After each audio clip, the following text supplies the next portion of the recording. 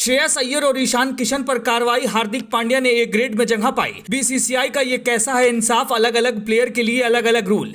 टी20 world cup के बाद team India में शुरू हुआ है ये नया खेल। कप्तान और कोच की ना सुनने वालों को कर दिया जाता है फेल। श्रेयस अय्यर नहीं, युजवेंद्र चहल भी हैं इसका शिकार। बीसीसीआई को आखिर क्यों नहीं दिखती ये रार? बीसीसीआई ने अपनी नई सालाना कॉन्ट्रैक्ट लिस्ट जारी कर दी है। श्रेयस अय्यर और ईशान किशन को कॉन्ट्रैक्ट लिस्ट से बाहर कर दिया गया है। वजह सिर्फ इतनी है कि बीसीसीआई ने दोनों प्लेयर को रणजी खेलने का आदेश दिया था, लेकिन दोनों प्लेयर रणजी खेलने नहीं गए। ऐसे में बीसीसीआई को गुस्सा आ गया, उसके आदेश को टाल दिया गया और दोनों युवा प्लेयर पर कार्रवाई कर दी गई। अब सवाल यह है कि यह कार्रवाई कितनी उचित है। इसका जवाब आप हार्दिक पांड्या को देखकर लगा सकते हैं। पिछले 4 महीने से वो टीम इंडिया से बाहर हैं। अब वो फिट हो चुके हैं और आईपीएल में वापसी करने वाले हैं। बीसीसीआई ने इनको रणजी खेलने को नहीं कहा और सीधे हार्दिक पांड्या को ए ग्रेड में जगह दे दी गई। अब सवाल यह है कि क्या बीसीसीआई के लिए हर प्लेयर को लेकर अलग अलग नियम है? आखिर ये पूरा मामला क्या है, हम आपको अपनी इस 3 मिनट की रिपोर्ट में बताने वाले हैं। आपको साल 2021 का आईपीएल याद होगा। टीम इंडिया के मिस्ट्री स्पिनर रहे युजवेंद्र चहल ने गोल्डन बॉल जीती थी। वो सबसे ज्यादा विकेट लेने वाले प्लेयर थे।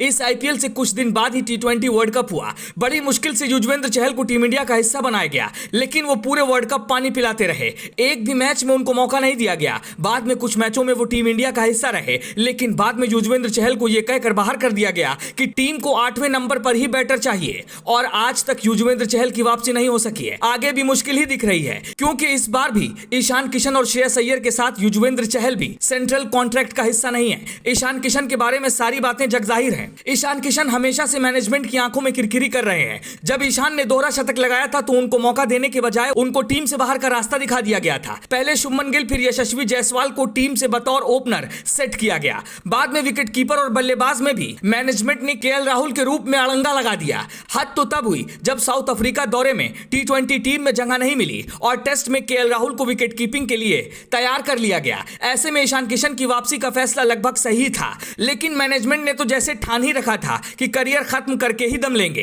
कोच ने 2 बार उनको रणजी खेलने की बात कही और उसके बाद भी बात नहीं बनी तो सीधे बीसीसीआई का फरमान आ गया। श्रेयस अय्यर की बात की जाए तो उनकी कोई गलती नहीं है, बस इतना कि वो मैनेजमेंट के इशारे पर रणजी खेलने नहीं गए। उन्होंने खुद को अनफिट घोषित कर दिया। अब इस बात में कितनी सच्चाई है ये कोई नहीं जानता। यह भी हो सकता है कि वो कुछ बीमार रहे हों, लेकिन जैसे ही वो फिट हुए उन्होंने रणजी खेलने का ऐलान कर दिया। लेकिन बीसीसीआई ने उनको सेंट्रल कॉन्ट्रैक्ट से बाहर कर दिया। बता दें कि ये वही श्रेयस अय्यर हैं जिन्होंने 500 से ज्यादा रन बनाकर टीम इंडिया को कई अहम मैच जिताए थे, लेकिन ये सब कुछ बीसीसीआई भूल गया। दरअसल ये पूरा मामला कुछ और है। माना जा रहा है कि मैनेजमेंट से जिनकी नहीं बन रही है उनके साथ ये काम किया जा रहा है। पिछले वनडे वर्ल्ड कप से पहले युजवेंद्र चहल की पत्नी धनश्री ने एक पोस्ट के जरिए बहुत हद तक इस बात के संकेत दिए थे। अब यही बात सच साबित होती दिख रही है। ईशान किशन और श्रेयस अय्यर के मामले में कुछ ऐसा होना तय माना जा रहा है, क्योंकि सेंट्रल कॉन्ट्रैक्ट के आने से ठीक 2 दिन पहले कप्तान रोहित शर्मा का एक बयान आया था जो ईशान और श्रेयस के लिए नसीहत मानी जा रही थी। उसके बाद दोनों सेंट्रल कॉन्ट्रैक्ट लिस्ट से बाहर हो गए। आपको दोनों प्लेयर के कॉन्ट्रैक्ट लिस्ट से बाहर होने पर क्या लगता है? इन पर कार्रवाई कितनी वैध है? हमें कमेंट बॉक्स में जरूर बताइएगा।